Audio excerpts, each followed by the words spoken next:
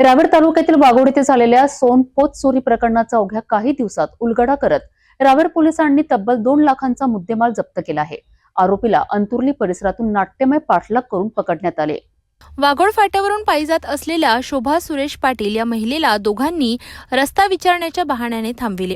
क्षणातच महिलेला डोळ्यात माती फेकून गळ्यातील सोन्याची पोत जबरदस्तीने लांबविली आणि दुचाकीवरून ते फरार झाले. घटनेनंतर वाघोड गावातील सीसीटीव्ही फुटेजची बारकाईने तपासणी करण्यात आली. त्यातून दोन्ही संशयित आरोपींनी रावेर शहरात रेकी केल्याची माहिती पोलिसांना मिळाली. पोलीस निरीक्षक डॉक्टर विशाल जयस्वाल यांच्या मार्गदर्शनाखाली गुन्हे शाखेच्या पथकाने अंतुर्ली शिवारात सापळा रचला. आरोपी मोटरसायकलवरून पडण्याचा प्रयत्न करीत असताना रावेर पोलिसांनी त्यांच्या मागे धाव घेत नाट्यमय पाठलाग करीत दोघांना पकडले.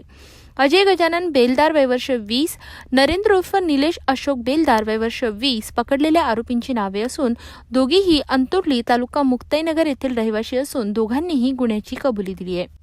पोलिसांनी दोघांकडून 75,000ची मोटरसायकल आणि 1,75,000 रुपये किमतीचे 13 ग्रॅम सोनं असा एकूण 2 लाख रुपयांचा मुद्देमाल जप्त केलाय. सायबर क्राईमचे पोलीस कॉन्स्टेबल मिलिंद जाधव आणि गौरव पाटील यांनी या तपासात महत्त्वाची मदत केली. सध्या या प्रकरणाचा पुढील तपास फौजदार तुषार पाटील करीत आहेत. कर्ज स्टँडवरून पायदळी येऊन सणा त्या मसंडी भूमीचं त्यानं मला 2 जणांना अडवलं.